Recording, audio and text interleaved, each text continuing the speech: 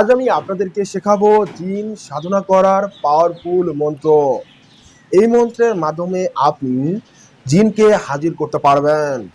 এই মন্ত্রের শক্তি এতটাই যে আপনার মন্ত্রটি উচ্চারণ করার ক্ষেত্রে সময় লাগতে পারে, আর জিন হাজির হওয়ার ক্ষেত্রে সেই সময়টুকুও লাগবে না, অর্থাৎ 1 মিনিটের মধ্যেই জিন হাজির হবে।